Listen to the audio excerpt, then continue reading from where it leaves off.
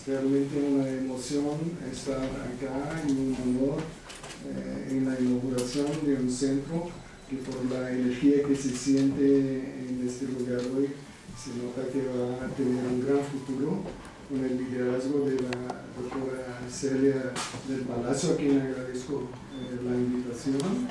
Y también quiero cumplimentar a todos los colegas de la Universidad Veracruzana, estudiantes y funcionarios a través, por medio de la persona del rector, doctor Raúl Arias, y decir que es realmente un placer estar acá y poder compartir algunas de mis ideas con ustedes hoy sobre un tema que parece ser un consenso, y a mí siempre me llama la atención los consensos cuando todos están de acuerdo sobre alguna cosa.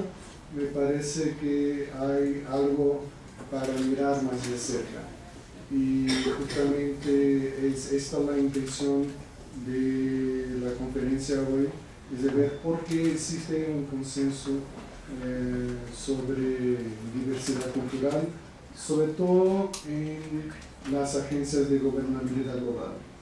Entonces voy a leer lo que escribí sobre el asunto. Diversidad cultural se ha transformado en un término ubicuo que abarca posiciones políticas contradictorias defendidas por estados nacionales, agencias de gobernabilidad global y corporaciones de comunicación. De hecho, el discurso sobre la diversidad es un universo de disputas. Existen distintos tipos de diversidad, ubicados en dos grandes campos definidos por la presencia preeminente de intereses políticos o gerenciales. La diversidad puede, así, ser una gran prioridad para formuladores de políticas públicas interesados en la resolución de conflictos o en iniciativas de desarrollo. Entonces uno puede ver toda una discusión sobre diversidad cultural, diversidad étnica en el Banco Mundial, por ejemplo. También puede ser un objeto del gran interés de los activistas políticos interesados en las luchas por sobrevivencia de los pueblos nativos o en el fortalecimiento de la sociedad civil global. Por ejemplo, si uno echa una mirada en la Carta de Principios del Fórum Social Mundial, va a ver ahí la importancia que se le da a diversidad cultural. La diversidad es un tema obligatorio, especialmente para las agencias de gobernabilidad global, una vez que las diferencias culturales son siempre, potencialmente o de hecho, parte de sus actividades diarias. Yo mismo hice un estudio sobre la diversidad étnica y cultural internamente al Banco Mundial en Washington, y ellos tienen que lidiar con una enorme diversidad de lenguas, de religiones, de estilos personales, etc. Eso en su administración cotidiana, más de personas de más de 100 nacionalidades trabajan ahí en el Banco Mundial en Washington. La diversidad es un tema igualmente obligatorio para todos aquellos políticamente sensibles al rol de la diferencia en la construcción de grandes unidades políticas. En resumen, diversidad puede ser una herramienta para la reproducción o para la contestación de la hegemonía. No hay nada en la diversidad, entre comillas, que necesariamente la transforme en un desafío a los detenedores del poder. Mucho al contrario, la diversidad puede ser relacionada a una larga discusión sobre pluralismo, debate central en el liberalismo. En este sentido, no sorprende que las cuestiones levantadas por diversidad, estoy tratando diversidad como una categoría, diversidad sea un tema principal del debate democrático, especialmente en las últimas décadas, los últimos 20 años, en las cuales el respeto por la diferencia se ha transformado en un gran foco de la agenda de la sociedad civil. La entrada de múltiples y diferenciadas voces en los debates políticos y académicos globales, juntamente con el constante crecimiento de la sensibilidad con relación a la diferencia, transformaron a la diversidad cultural en un objeto de deseo que exige nuevos y creativos modos de interpretación. Walter Mignolo ha acuñado la expresión diversalidad para designar la diversidad como un proyecto universal que se contrapone al proyecto al universal abstracto ofrecido por perspectivas hegemónicas. Diversalidad, o sea, universalidad se transforma en diversalidad. Es un juego de palabras. Es comprendida como el abandono de las clásicas nociones de universalidad y ve en la diversidad el principio creativo central. Considerar la diversidad como un nuevo universal no es, sin embargo, suficiente. El problema persiste donde siempre estuvo, en la relación entre particulares y universales. Entonces voy a considerar un poco ahora esta relación que, como todos ustedes saben, es una relación muy compleja. En un mundo lleno de diversidad, universalismos tradicionales son discursos controvertidos. ¿Controvertidos o controversiales? Controvertidos. La crítica se dirige especialmente a las formulaciones occidentales y eurocéntricas que, dadas sus posiciones hegemónicas, han sufocado otras perspectivas. La explosión de las totalidades y la valorización de los fragmentos y de la multiplicidad de tiempos y espacios, todo eso tiene que ver con las últimas discusiones en ciencias sociales, sobre todo aquellas más influenciadas por la discusión de los últimos 10 años de la posmodernidad. La explosión de las totalidades y la valorización de fragmentos y de la multiplicidad de tiempos y de espacios indican nuevas tensiones entre universalismos y particularismos. Cuando uno considera la diversidad cultural, lo hace trae inmediatamente para el primer plano cuestiones de universalismo y particularismo. La misma expresión diversidad cultural podría llevar a creer que nos encontramos en el campo del relativismo cultural. La transformación de la diversidad cultural en un discurso global, sin embargo, indica que la universalización de la diversidad es una posibilidad real. Entonces, estoy tratando de considerar la posibilidad que la diversidad se transforme en un nuevo universal. Es necesario dejar claro que no estoy muy interesado en discusiones abstractas sobre los universales, como las que se expresan en afirmaciones como el lenguaje es un atributo de la humanidad. Mi preocupación se encuentra en torno de las discusiones sobre de cómo algunos particularismos, como nociones occidentales de derechos humanos, puede parecer muy raro mencionar derechos humanos en ese tipo de debates, pero lo que sí tenemos circulando como ideología política a nivel global es una noción occidental de derechos humanos. Si ustedes ven, por ejemplo, la Declaración Musulmana de Derechos Humanos es tan distinta de la Declaración de la ONU Universal de Derechos Humanos de la ONU, y es siempre interesante hacer una comparación. Entonces, estoy preocupado con estas nociones occidentales de derechos humanos, de desarrollo y valores universales excepcionales. Valores universales excepcionales son en realidad el núcleo duro de la definición de patrimonio mundial de la humanidad. Cuando uno va a definir lo que es, y acá en México hay muchos, es el país de las Américas que más tiene patrimonios mundiales de la humanidad.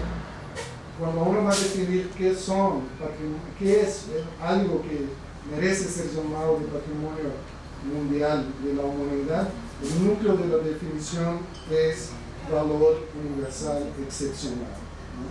Pero todo eso está muy marcado por concepciones occidentales de lo que es universal. Entonces, Estos son categorías occidentales que se han transformado o pretenden se transformar en universales. Estoy interesado, entonces mi discusión es mucho más sociológica que lógica. Estoy interesado en discursos globales que pretenden ser universales, pero que necesitan ser encuadrados en historias específicas de poder. Una vez que ellos reflejan capacidades desiguales de definir lo que es común o deseable para cada ser humano. La transformación de particulares en universales es un problema de orden sociológica e histórica más que un problema de orden lógica. El monopolio de lo que es universal es un medio de reproducción de élites globales. Como estamos hablando de la relación entre particularismo y universalismo, entonces voy a llegar más cerca de esta relación, sobre todo desde el punto de vista de los particularismos. Y digo que existen al menos 3 tipos de particularismos. Para una mejor comprensión del universo más amplio en que ubico mi razonamiento, subdividiré el particularismo en 3 categorías: particularismos locales, particularismos translocales y, por último, particularismos cosmopolitas que frecuentemente coexisten en una misma formación cultural. Entonces están los particularismos locales, los particularismos translocales y los particularismos cosmopolitas. Estos particularismos varían de acuerdo con, primero, las distintas maneras que el rol de la diferencia y de la igualdad es representado por actores sociales en la construcción de sus identidades. Segundo, los roles que diferencia y igualdad desarrollan en la construcción de grandes unidades políticas. Entonces, no son iguales en todas las partes de esos tipos de particularismos. En realidad, dadas las complejas relaciones que distintas colectividades de personas mantienen a lo largo del tiempo, al contrario de la creencia común, los particularismos son el producto de historias, de interconexiones e intercambios. O sea, no son necesariamente el resultado de la producción local, sino que están mucho más ubicados en una red de intercambios. Sin embargo, es común que los actores sociales crean que sus propias posiciones culturalmente construidas son genuinas, únicas y auténticas. Esta es una de las bases de los particularismos locales. Los particularismos locales son el conjunto de prácticas y discursos mantenidos por ciertas personas en una localidad, de tal manera que estas prácticas y discursos parecen ser social y espacialmente delimitados. En virtud de su fuerte apelo a la originalidad y a la autenticidad, los particularismos locales parecen ser idiosincráticos. Este tipo de particularismo es relevante especialmente cuando se asocia a la creencia de que se refiere a expresiones y modos de vida únicos a un cierto pueblo. Los particularismos, es una palabra difícil de decirlo, ¿no?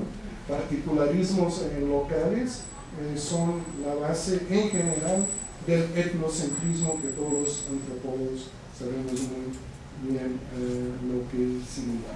Así, los particularismos locales son inmediatamente relacionados a las diferencias y a las diversidades culturales. Ofrecen un fuerte sentido de cohesión, de unidad y de identidad, y son una poderosa fuente para la construcción de colectividades. Entonces también tienen un rol positivo los particularismos locales, porque son una poderosa fuente de construcción de la sensación de que somos una misma entidad colectiva, ¿no?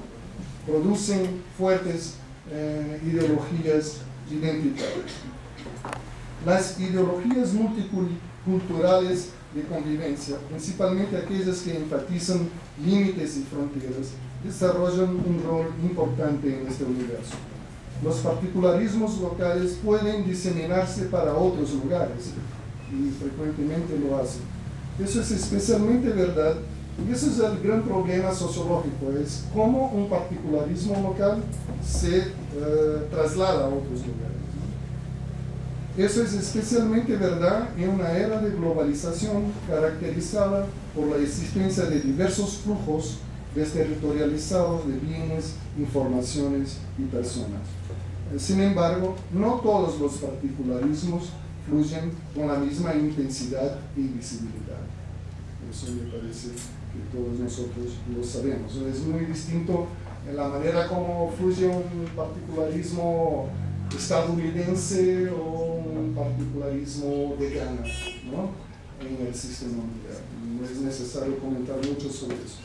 Los particularismos locales se encuentran entre algunos de los más sólidos pilares del etnocentrismo, como había dicho antes, el ambivalente sistema ideacional que es simultáneamente responsable por representaciones positivas sobre los grupos de los cuales los actores sociales hacen parte y por representaciones negativas. O sea, el etnocentrismo tiene una doble función, ¿no? Una, digamos, positiva, que es generar esa sensación de hacer parte de una colectividad, y una negativa, que es pretender que nosotros somos siempre mejor que los otros.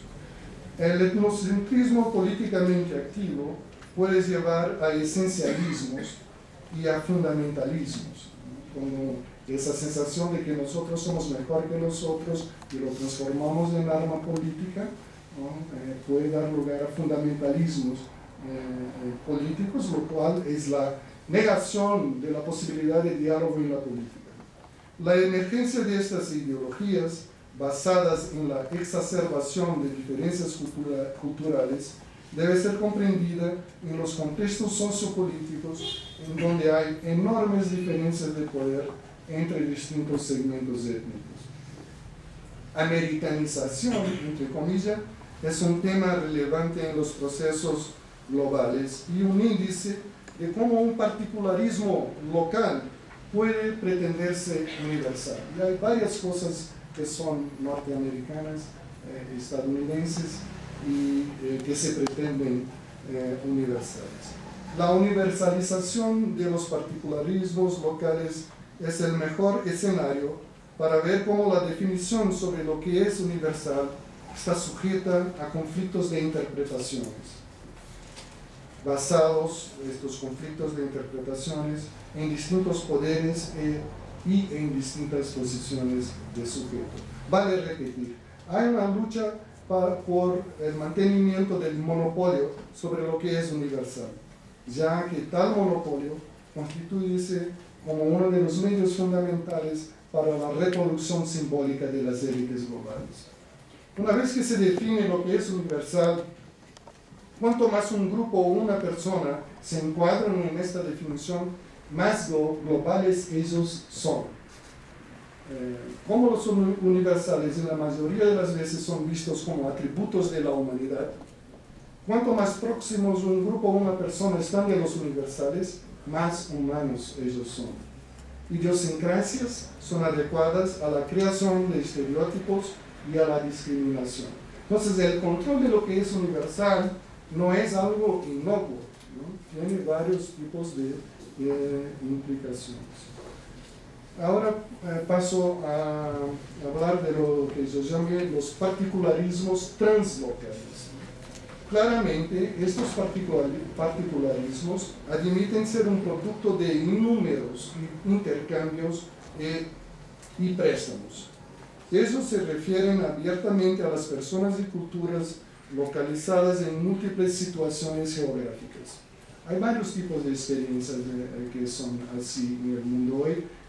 Notadamente las diásporas de inmigrantes son muy basadas en ideologías translocales, siempre con identidades muy complejas, muy fragmentadas.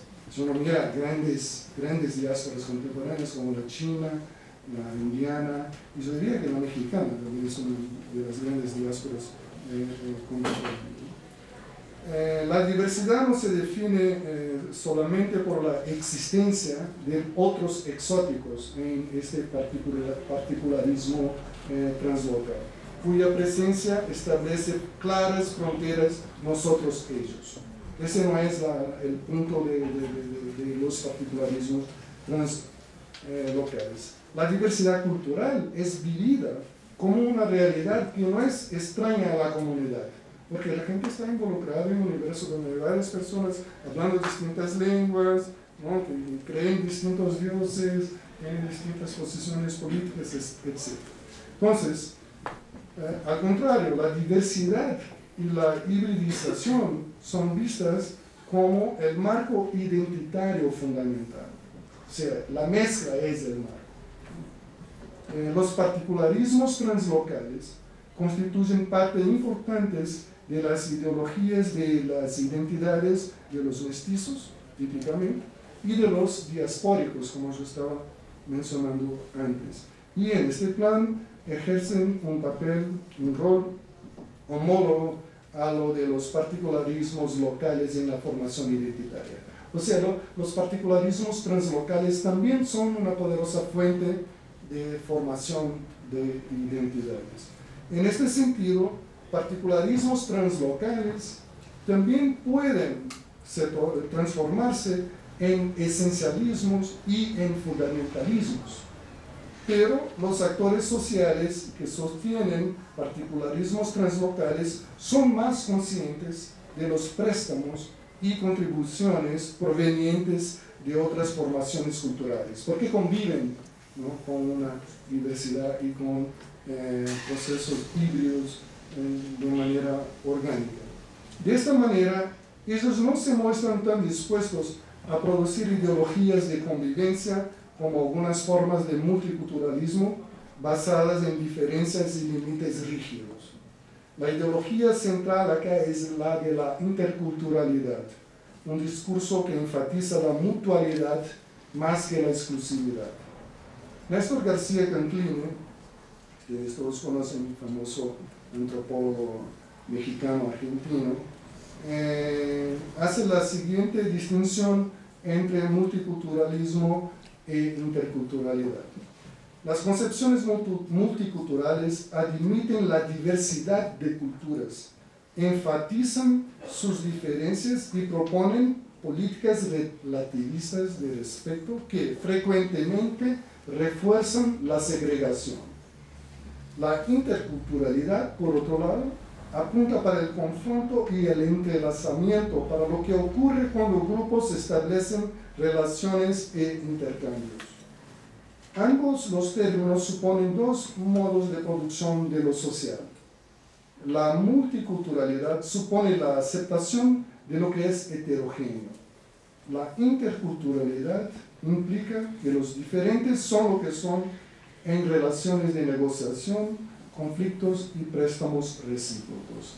Acá termina la cita de García Canclini. Los particularismos translocales tienden a proliferar como un resultado del aumento en la complejidad de los flujos de mercancías, personas e información, promocionado por la intensa compresión del tiempo y del espacio en el mundo globalizado contemporáneo. Entonces, cada vez más vamos a tener más particularismos translocales. Tales flujos disyuntivos generan identidades multifacetadas y una abundancia de híbridos y ambigüedades. La consideración exacerbada del hibridismo puede generar pretensiones de transformarlo en un nuevo universal. El hibridismo entonces se transformaría en el nuevo universal, en un mundo totalmente mestizo, ¿no?, con tantos intercambios, tantos cruces, que seríamos todos híbridos. Entonces, la consideración exacerbada del hibridismo puede generar pretensiones de elevarlo a un nuevo universal, pero no lleva necesariamente a un respeto generalizado por la diferencia como fuente de creatividad e ingeniosidad humanas. Al contrario, el hibridismo puede desencadenar un miedo de pérdida de pureza y de esencia, y en consecuencia un aumento de perspectivas fundamentalistas, una reacción violenta, un retorno a la noción de que los particularismos locales constituyense como fuente exclusiva para la formación de identidad y como trampolines para la construcción de universales. Ahora hablo de los particularismos cosmopolitas que ustedes van a ver, son los que me parecen más interesantes, que también son particularismos, ¿no? Los particularismos cosmopolitas, porque hay varias maneras de ser cosmopolita en el mundo, ¿no? No hay una sola manera, por eso hay particularismos cosmopolitas distintos. Ellos son capaces de lidiar con las tensiones entre particularismos y universalismos, entre hibridismo y fundamentalismo, de una manera más productiva. Diferentemente de las formas de particularismos anteriormente mencionadas, el particularismo cosmopolita está hecho por discursos que tratan intrínsecamente de asuntos globales, porque ya en el principio están considerando cuestiones globales, porque son cosmopolitas, ¿no? Entonces ya parten de una formulación que tiene que ver con el globo como una gran entidad. El particularismo cosmopolita es formado por discursos que tratan intrínsecamente de asuntos globales y que pretenden ser llevados en consideración, sino incorporados por otros pueblos. Ellos se alimentan del cosmopolitismo como una ideología de tolerancia, comprensión, inclusión y convivencia. Desde su inicio, como una ideología vinculada a la expansión del Imperio griego, como ustedes saben, el cosmopolitismo es una ideología del siglo IV antes de Cristo, tiene que ver con la expansión del imperio de Alejandro el Grande. El cosmopolitismo ha sido una categoría marcada por una necesidad de negociar con los otros, ¿no? En realidad, cuando los filósofos griegos proponen la noción de cosmopolitismo, están diciendo que aquellos que no son griegos también merecen hacer parte de nuestra noción de humanidad, ¿no? Es una ideología de inclusión, ¿no? Por eso creo que tiene un tono positivo, ¿no? Claro que es arrogante porque está hecha desde el punto de vista de la expansión de un imperio, ¿no? Pero el cosmopolitismo ha sido una categoría marcada por una necesidad de negociar con los otros y ha reflejado tensiones entre realidades locales y supralocales, perspectivas etnocéntricas y relativistas, y entre particularismo y universalismo. Los particularismos cosmopolitas se muestran como los más fácilmente universalizables. Esto porque ya se constituyen a partir de concepciones globales de solidaridad, inclusión y respeto frente a la diversidad cultural. Actualmente el cosmopolitismo es una ideología de convivencia de las más poderosas. Hay discusiones interminables sobre el cosmopolitismo entre los globalizadores, de manera independiente de sus distintas políticas con relación a las características y objetivos de la globalización.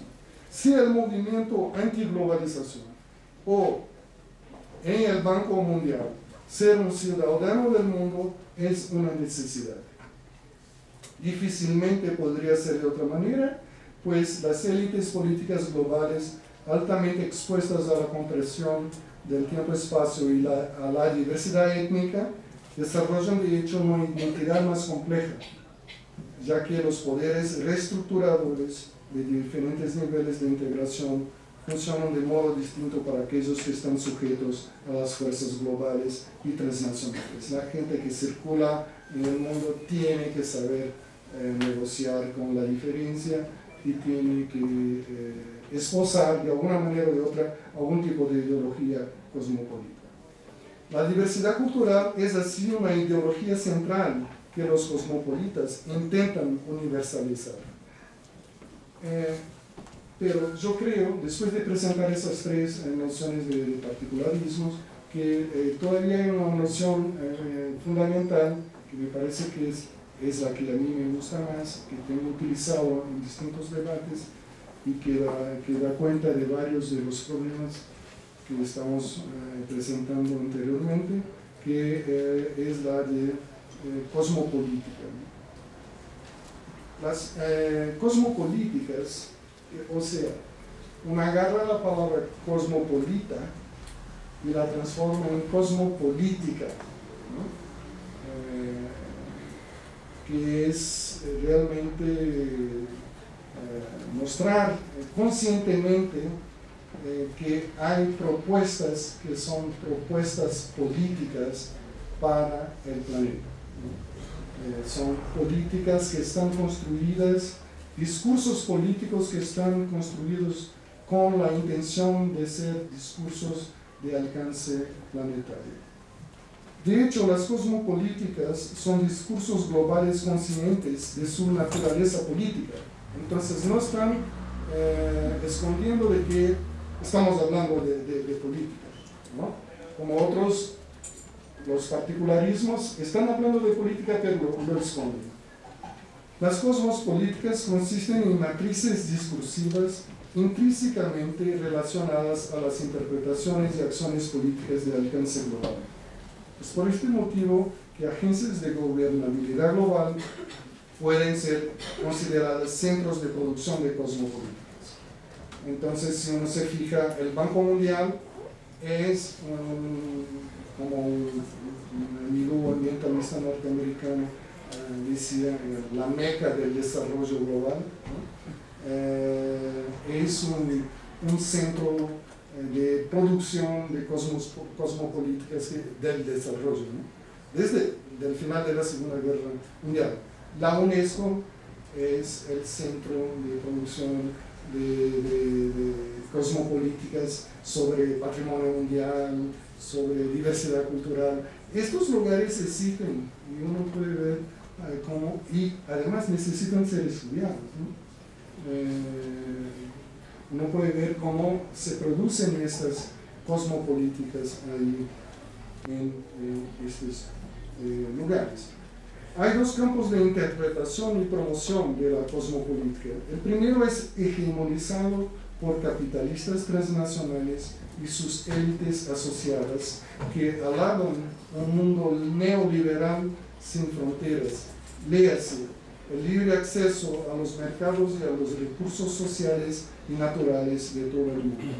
Ellos, ese primer campo que está hegemonizado por los capitalistas transnacionales, también postulan el fortalecimiento de agencias de gobernabilidad global como el Banco Mundial, el Fondo Monetario Internacional y la Organización Mundial del Comercio. La diversidad cultural y el respeto a la diferencia son vistos como un medio para la obtención de la concordancia y de la gobernabilidad, o como una estrategia de mercado. La cosmopolítica hegemónica promueve la reproducción del establishment global. Están tratando de buscar cómo reproducir el estado actual de las cosas. El segundo campo de promoción de cosmopolíticas es representado por agencias de intelectuales y en el sentido gramsciano interesados en otros tipos de globalización y en la diseminación de cosmopolíticas críticas. Tales intelectuales son típicamente encontrados en nuestro ambiente, en el ambiente universitario. Por eso para mucha gente hay veces que no le gusta la universidad, ¿no? Porque tenemos, no necesariamente pensamos de la misma manera que piensan determinados tipos de élites. Entonces, tales intelectuales son típicamente encontrados en el ambiente universitario, en organizaciones no gubernamentales y en movimientos sociales. Ellos defienden y promocionan la difusión de visiones de heterogeneidad, heteroglosia, diversidad cultural y de fortalecimiento de los actores locales. Ellos postulan la necesidad de una sociedad civil global que regule el poder de las élites hegemónicas transnacionales y desterritorializadas. Las articulaciones internas a esta segunda tendencia son la base de las cosmopolíticas contrahegemónicas de los activistas transnacionales. Ambos los campos, de distintas maneras, se alimentan de discursos globales, tales como desarrollo, republicanismo, liberalismo, socialismo, ambientalismo y la defensa de los derechos humanos. También son fortalecidos por los nuevos cuadros mentales de las actividades políticas y culturales engendradas por las tecnologías de comunicación del final del siglo XX. Sobre todo ahí la Internet, ¿no? Las tecnologías de comunicación se han transformado en un foco de exploraciones sobre cultura global, y por eso es muy interesante que el Centro de Estudios de la Cultura y de la Comunicación, que son cosas totalmente orgánicamente imbricadas hoy día, ¿no? Las tecnologías de comunicación se han transformado en un foco de exploraciones sobre cultura global y también sobre la emergencia de nuevas y flexibles identidades, interacciones electrónicas y espacios públicos, hibridismo cultural y comunidades políticas cosmopolitas. La noción de cosmopolítica se muestra útil en el debate sobre las posibilidades de articulación supra y transnacionales en la era actual, caracterizada por una intensa creación de redes de actores globales. Diferentemente de la noción de universal, cosmopolítica no esconde su naturaleza política, como yo dije antes, y la necesidad de formar composiciones políticas más amplias. Articulación, entonces, se torna una palabra clave una vez que la eficacia de la cosmopolítica en el nivel transnacional depende de su diseminación en redes. Todo eso es muy abstracto, pero difícil de decirlo de otra manera.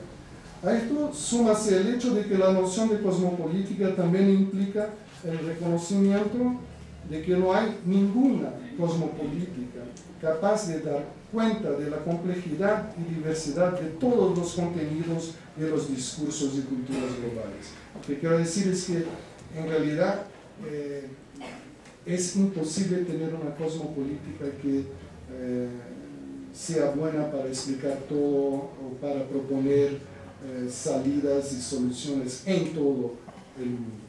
Lo que realmente hace la política a nivel internacional y internacional algo mucho más complejo. Realmente sería una contradicción con la mera idea de cosmopolítica creer que puede haber solo un contenido para todos los asuntos localizados, esa idea de lo global y lo local hundidos en una sola cosa. Por definición, solo puede haber cosmopolíticas híbridas y plurales que son el producto de diferentes campos de poder. Las cosmopolíticas creadas por los agentes hegemónicos tienden a ser encuadradas en discursos que difícilmente disfrazan su pretensa superioridad ontológica de cara a otros discursos.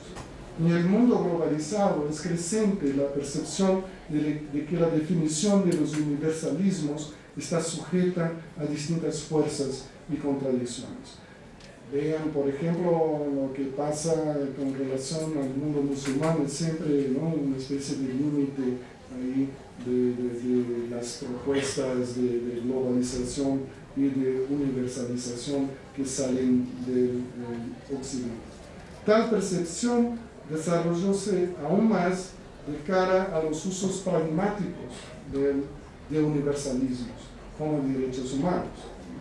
Derechos humanos se pretende universal, pero nosotros sabemos que hay en muchos países del mundo derechos humanos son identificados con la política norteamericana, con la política de Estados Unidos, en China, en Irán, en algunos países del Oriente Medio, ¿no? El repertorio por detrás de la política de derechos humanos supuestamente universal es visto como más bien una especie de fetiche norteamericano en la política internacional. En las arenas políticas globales constituidas por un conjunto de actores y agencias representantes del Estado Nacional, formas de establecer consensos y objetivos comunes deben evitar las trampas inherentes a la tensión universalismo o particularismo. La idea de un universal tiende a obliterar las diferencias, las variaciones de poder y las luchas que marcan los procesos que conducen a la definición de un interés común. Además, la idea de un universal supone que consensos están basados en un tipo único de comprensión y de substrato cultural comunes que informan lo que sea la buena vida. Y hay muchas concepciones de buena vida en el mundo, no es solamente la buena vida. Digo de Estados Unidos porque es obvio que hoy es lo que en general circula incluso por los medios de comunicación, por el cine, etc. E incluso adentro de nuestras universidades también, ¿no? Muchas veces reproducimos estas visiones del mundo. Los universales frecuentemente son presentados como entidades trascendentes, eternas y naturalizadas que se ubican más allá de la cultura, de la sociedad y del poder. Esos tienden a transformarse en un fetiche, tanto en las manos de los que creen como en las manos de los que no creen en ellos. Los universalismos, por lo tanto, esconden más de lo que revelan. Es por esto que defiendo la adecuación de la noción de cosmopolítica para acciones políticas globales. Ella se inicia con la asunción de que la política es practicada siempre en un campo de acción donde hay una gran variedad de posiciones culturales y políticas. Criticar u oponerse a cosmopolíticas hacen parte de las reglas democráticas en el escenario global. Criticar u oponerse a un universal o estar ubicado fuera de su radio de influencia equivale a emitir un certificado de falta de comprensión, de respeto por un valor civilizador fundamental o de fe ciega en particular que representa intereses de una minoría en ruta de colisión contra el destino de la humanidad y sus mejores cualidades. O sea, estar en contra de una cosmopolítica no tiene consecuencias tan fuertes como estar en contra de un universal. Universales y cosmopolíticas disputan por legitimidad en un campo atravesado por lo que yo llamo de discursos fraternos globales, y no voy a tener tiempo de hablar más detalladamente sobre estos discursos fraternos globales. Este es un campo complejo compuesto por iglesias, diplomáticos, agencias de gobernabilidad global y de cooperación internacional, fundaciones y ONGs, políticos y académicos. Nosotros hacemos parte del problema. Estos discursos tienen siempre un impacto positivo, estos discursos fraternos globales. No, la historia está rellena de ejemplos que muestran la violencia y la opresión en nombre de la religión, de la libertad y de la democracia. Uno de los problemas son los medios de que se valen poderosas agencias para diseminar e implementar los discursos fraternos globales.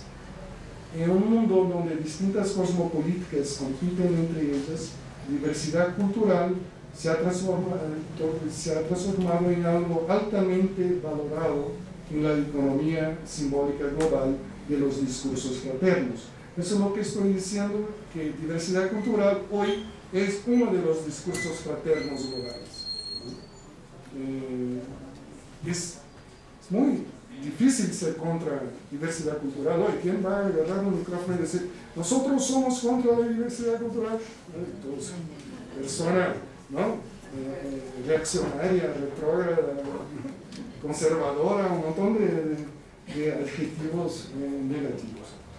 Para una definición formal de diversidad cultural como un discurso global, no hay documento mejor que, miren de nuevo, la Declaración Universal sobre la Diversidad Cultural de la UNESCO. Son muy modestos, ¿no? La Declaración Universal sobre la Diversidad Cultural de la UNESCO, adoptada por su, ¿cómo se dice en castellano? 31ª sesión de la Conferencia General en París en el 2 de noviembre de 2001. Es el ejemplo de una proposición de una agencia que ve la globalización. A nosotros nos gusta la UNESCO, ¿no? Es nuestra aliada, tipo de gente que nos gusta. Claro, que hay problemas también. Es el ejemplo de una proposición de una agencia que ve la globalización como una oportunidad de estimular la cooperación y la promoción de la paz. Entonces tienen una visión positiva de la globalización. Mi foco en la UNESCO se justifica porque fue ella en las últimas 6 décadas la agencia especializada en asuntos culturales globales. Entonces está ahí, ¿no? Es un lugar donde se producen cosmopolíticas sobre cultura. Hace 60 años. Un estudio de la UNESCO de 2004, basado en documentos oficiales, muestra cómo la trayectoria de la discusión sobre diversidad cultural ha cambiado en la institución con el pasar del tiempo. Eso es muy interesante, porque va cambiando, reflejando distintas coyunturas del sistema mundial. En un primer momento, en el periodo de reconstrucción de la Segunda Guerra Mundial, la división Oriente-Occidente era vista como de fuerte naturaleza conflictiva. Los estados nacionales eran retratados a partir de una perspectiva unitaria. Diversidad era un asunto internacional. Entonces la diversidad existía afuera del estado nacional, adentro, ¿no? Éramos todos homogéneos. En un segundo periodo caracterizado por la emergencia de las naciones postcoloniales, la cultura abarcó la identidad. También era un tema la resistencia cultural a la homogeneización de las fuerzas políticas y tecnológicas. En un tercer periodo que la cultura como poder político adquirió fuerza mayor una vez que se tornó claramente vinculada al desarrollo por medio de nociones como la de desarrollo endógeno. El cuarto y último periodo es marcado por una conexión entre cultura y democracia. Es el periodo en donde estamos. La cultura se transformó en una cuestión política. No solamente en el ámbito de las relaciones internacionales, es decir, entre las naciones, pero igualmente en lo de las relaciones subnacionales, y ahí la proliferación de discursos sobre multiculturalismo, interculturalidad, todo eso. Los cambios en las definiciones y prioridades de la UNESCO indican una creciente politización del debate sobre la diversidad cultural. Una declaración universal de la UNESCO, que es una estructura de gobernabilidad global, es necesariamente un híbrido, porque la manera como se hace la declaración pasa por varios procesos de negociación entre representantes de distintos estados nacionales. Los procesos políticos involucrados en la elaboración de estos documentos son atravesados por luchas de élites estatales basadas en tipos distintos de conocimientos del Estado Nacional. Entonces, México tiene una manera de mirar la cosa, Brasil tiene otra, India tiene otra, los Estados Unidos, Francia, y así sucesivamente. Y van a tener que negociar esto, ¿no? Para tener una declaración universal. Procesos de hibridización no ocurren en vacíos históricos y sociológicos, son estructurados por relaciones de poder. O sea, claro que la opinión de Estados Unidos va a tener un peso más grande que la de otro país. Esto es especialmente verdadero para los discursos que son el resultado de largas negociaciones políticas internamente a las agencias multilaterales. En una palabra, hay una dominante cultural. Esto no está hecho en el vacío, y la dominante cultural en general es la percepción occidental de lo que es la buena vida.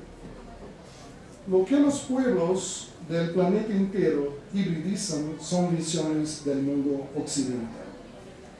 Algunas de las palabras y expresiones centrales de la declaración son patrimonio común, singularidad, pluralidad, cambio, innovación, creatividad, interacción armónica, inclusión, desarrollo, participación, paz, derechos humanos, respeto, libertad, diálogo, cooperación, solidaridad, parcialidad. Son todos términos positivos. El universo semántico y programático donde esta abarcativa agenda está ubicada resuena formulaciones ideológicas y utópicas. Estas son componentes especialmente relevantes de los discursos fraternos globales. No hay discursos fraternos globales sin un casamiento fuerte entre ideología y utopía. Pero más importante aún son las utopías que las ideologías. Las utopías son acá comprendidas de acuerdo con la visión de Paul Ricoeur. Las utopías, porque en general todas las veces que uno habla sobre utopía, la gente cree que estamos hablando de un mundo que no existe, ¿no? Del utopus, el no lugar, pero me gusta más ese tipo de posición que voy a leer para ustedes ahora. Las utopías son la lucha en el presente sobre el significado del futuro. Entonces no son inocuos, ¿no? Porque si nosotros no tenemos nuestras propias utopías, vamos a estar viviendo las utopías de los otros. Entonces, no es que el futuro, como el rector mencionado en su discurso inicial, en muchos aspectos es más importante que el pasado, ¿no? Tales formulaciones utópicas no son nunca inocuas, ya que las maneras como los actores sociales interpretan el futuro son de grande consecuencia para la acción social. Ideologías y utopías están íntimamente relacionados con el ejercicio del poder. La cuestión es, por lo tanto, cómo una determinada utopía adquiere grande visibilidad y legitimidad. La respuesta no es nada sencilla, requiere atención a la eficacia del discurso y a las relaciones entre discurso y poder. El análisis de tres importantes discursos globales fraternos, cosa que no voy a hacer ahora porque no les quiero matar de cansancio, derechos humanos, desarrollo y del patrimonio mundial de la UNESCO, me llevó a concluir que ellos son particularismos occidentales que pretenden ser universales. Estos discursos no son inocuos. Ellos o algunos de sus fragmentos poseen una fuerza ilocucionaria y ejercen impacto sobre el mundo. En este sentido, es decir, cuando se habla, cuando se usa este tipo de discursos, cosas distintas acontecen en el mundo real, ¿no? No es una cosa nada más un discurso abstracto, no, se transforma en componentes del mundo real.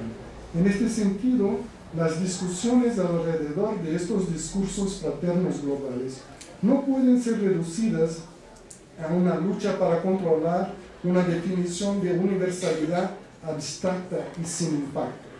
Estos discursos son artefactos taxonómicos y artefactos taxonómicos frecuentemente producen efectos de poder que estructuran las relaciones entre distintos actores colectivos. Quiero explorar la idea de que los discursos fraternos globales, como lo de la diversidad cultural, son significantes portantes, o sea, expresiones que son altamente variables y pueden ser rellenadas con distintos contenidos de acuerdo con, primero, diferentes coyunturas históricas, segundo, diferentes relaciones con otros campos discursivos, tercero, diferentes grupos de intereses que luchan por el control de su significado, porque siempre hay una lucha alrededor de lo que significa el discurso fraterno global, ¿no? ¿Qué significa desarrollo? Hasta hoy estamos metidos en esa discusión, ¿no? ¿Qué significa derechos humanos? ¿Qué significa patrimonio mundial? Etc. Los significantes flotantes pueden ser comprendidos de múltiples maneras por distintos agentes. Son la flexibilidad, eso es importante, es la flexibilidad y la polisemia de un significante flotante que deben ser llevadas en cuenta en su eficacia. ¿Por qué son tan flexibles y pueden adquirir tantos significados? Por eso son importantes. Mientras que al mismo tiempo la flexibilidad y la polisemia son también fuente de son también las razones porque son puntos de controversia. En el actual mundo globalizado, la indigenización de los discursos fraternos globales se ha transformado en un asunto que los expertos enfrentan para intentar solucionar varias de las contradicciones relativas a los cambios en el rol y en los usos de la cultura y de la identidad en la política global. Ahora, desarrollo, derechos humanos y patrimonio mundial encuéntranse inevitablemente mezclados con pueblos locales, con la cultura y la historia locales. La globalización ha transformado la definición de universal en un problema. Hoy no se puede hablar de universal tan tranquilamente como se hablaba, qué sé yo, algunas décadas atrás. Esto es todavía más delicado cuando universales son confundidos con fuerzas y desiderata imperialistas o cuando ellos constituyen categorías normativas cruciales. En un medio global donde la cultura fue democratizada como un factor de distinción, guardaba el sentido duplo de la palabra, universal necesita ser relativizado. La definición de valores universales es una tarea imposible de ser realizada cuando todas las culturas son percibidas como inmanentemente iguales en sus conquistas y ninguna mantiene el canon deseado o el modelo trascendente, que es lo que se propone si llevamos a serio la cuestión de la diversidad cultural. Todas las culturas son iguales. Estos movimientos se tornan cada vez más complicados, sino imposible de tenerse una única noción de universal. Si la solución es la aceptación de distintas definiciones de la noción de universal, ¿puede el adjetivo universal todavía ser usado? ¿Quién puede definir los valores universales? ¿Cómo vamos a definir lo que es universal? Los discursos de pretensión universal revelan, por lo tanto, claramente su condición de significante flotante. Una vez que no pueden ser definidos, sus fuerzas ilocucionarias se tornan más importantes que sus significados. O sea, es más importante lo que ellos hacen hacer, los discursos de pensamiento universales, que sus significados reales. Esto es lo que está pasando en el presente con diversidad cultural que se ha transformado como otros discursos fraternos globales en un consenso, pero un consenso que se expresa a través de un campo de disputas políticas y cuyos valores se creen universalizables. Muchas gracias por su paciencia.